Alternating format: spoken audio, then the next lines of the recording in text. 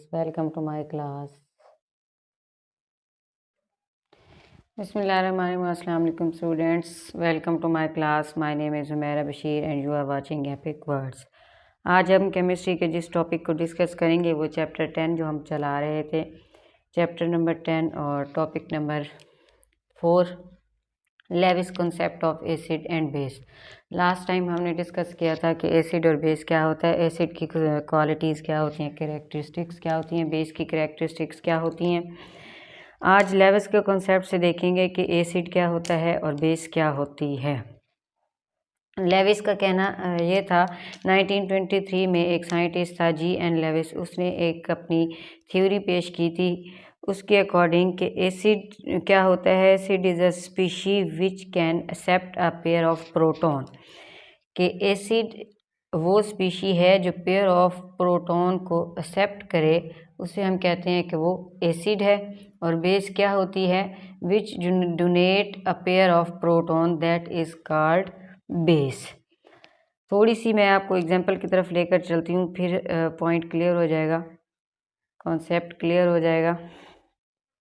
Example को अगर आप देखें, एग्जांपल में हमारे पास दो चीज़ें हैं, बोरान ट्राइफ्लोराइड BF3 और एक NH3 अमोनिया आयन है। अमोनिया का एक मॉलिक्यूल है और एक बोरान ट्राइफ्लोराइड का मॉलिक्यूल है।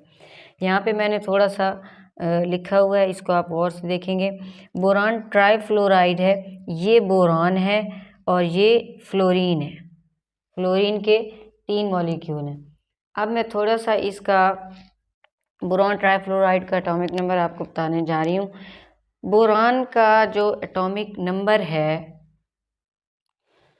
बोरान का जो एटॉमिक नंबर है वो होता है 7। बोरान के 7 एटॉमिक नंबर होने की वजह से इसका ऑक्टेट कंप्लीट नहीं हो पा रहा। देखें, बोरान के जो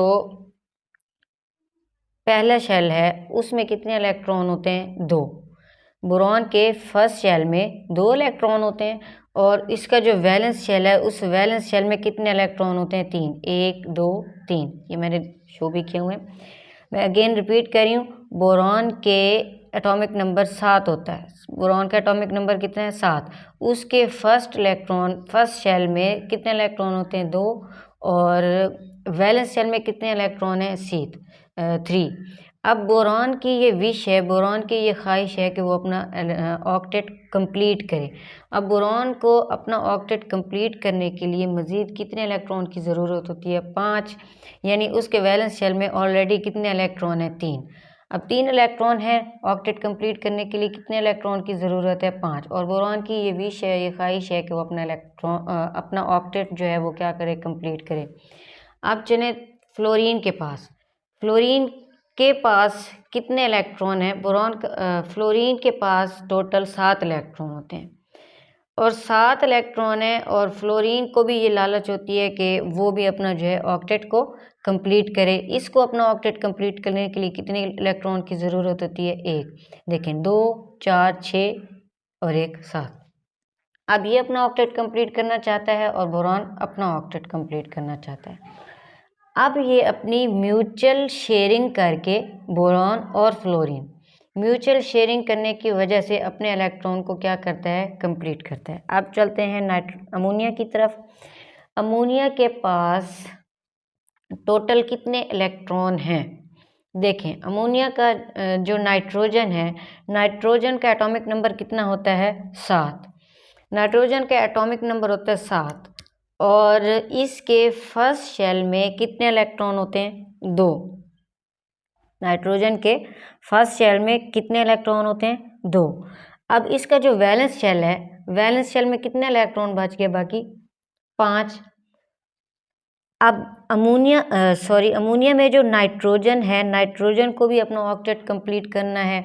ये भी चाहता है कि मेरा ऑक्टेट कंप्लीट हो जाए, मैं बैलेंस हो जाऊं। इसको अपना ऑक्टेट कंप्लीट करने के लिए कितने इलेक्ट्रॉन की ज़रूरत होती है, 5। हाइड्रोजन पे आ जाते हैं जी।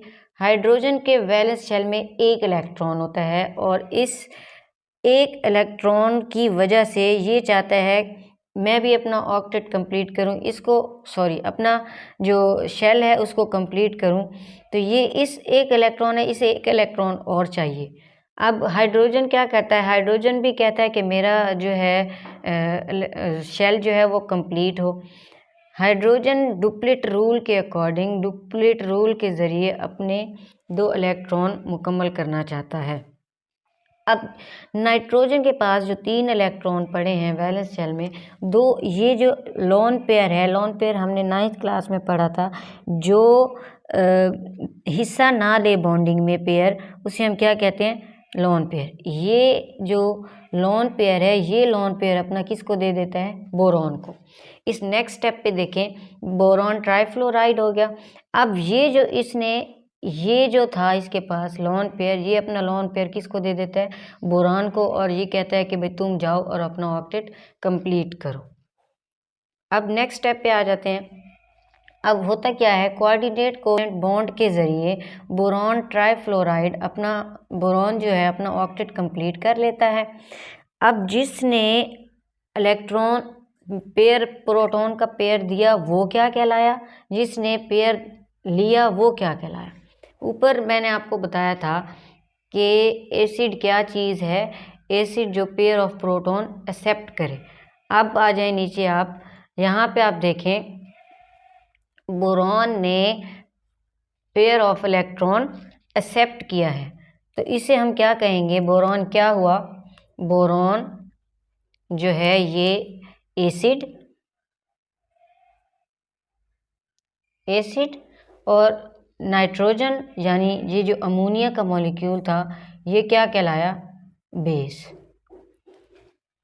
अब थोड़ा सा आगे चलते हैं, लेविस एसिड और लेविस बेस क्या होती है।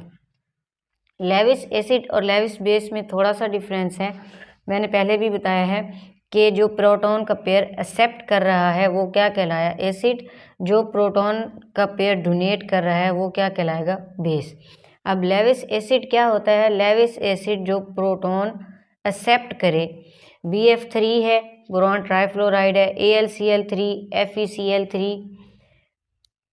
एक कंडीशन ये है कि ऐसे मॉलिक्यूल जिनका ऑक्टेट कंप्लीट नहीं है और वो अपने ऑक्टेट को कंप्लीट करने के लिए पेयर ऑफ प्रोटॉन को एक्सेप्ट करते हैं, उन्हें हम कहते हैं कि वो लेविस एसिड है। या फिर दूसरी आम जुबान में आप देख लें, ये जो BF3 है, AlCl3 है और FeCl3 है, इसका जो सेंट्रल एटम है, इसके सेंट्रल एटम में 6 इलेक्ट्रॉन होते हैं। कितने, 6 इलेक्ट्रॉन,